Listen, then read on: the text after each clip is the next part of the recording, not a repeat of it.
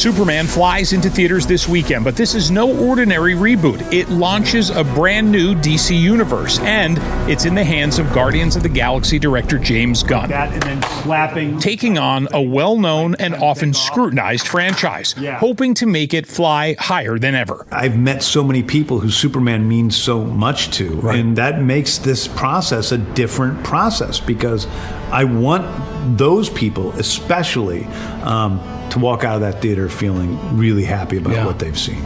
Over the years, we have seen a lot of takes on Superman, from TV to the big screen, with actors suiting up like Brandon Routh and Henry Cavill.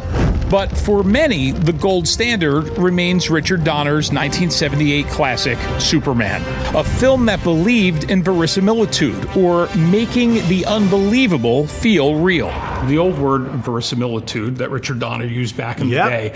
This movie really has it when you think about the Daily Planet, the portrayal of the Kent family on that farm for 2025 was very moving. It was just right. I grew up in Manchester, Missouri, in a semi-rural area, and I was around farmers as a kid, and I wanted them to be real, down-to-the-earth, Kansas farmers. I cleaned your boots. I'll go get them for you. I know you have talked about how it's not an origin story. Seeing the movie, I know that. However, there's so many places this can go, and I think that's what fans really want. The most important for me is to make a movie that works in and of itself. Yeah. But also, when I was a kid and I was reading comic books, I was entering this world of magic with Superman and his superhero friends and the Daily Planet and robots and giant monsters and all that stuff. So I wanted to recreate that in a movie.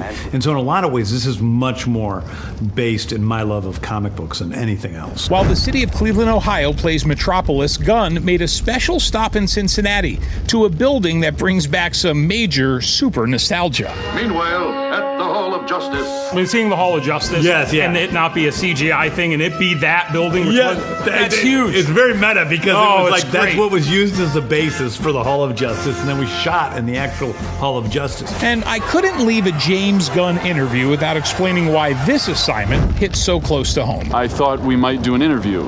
That's me.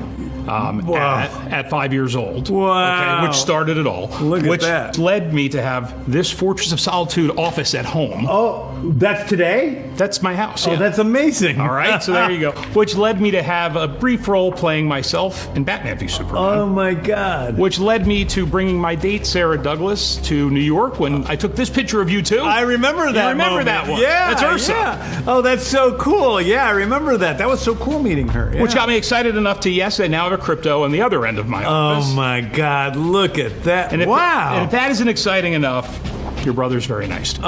There you go. No, he's an asshole. I liked it all except for that last one. So there you go. Oh, that's amazing. We're full circle. So you're full on Superman. Like, this is a big part of your life. I anchor the news in Detroit. I do a radio show in Detroit, but it has allowed me to host the Caped Wonder Superman podcast and talk about the Christopher Reeve Superman films. That's really awesome.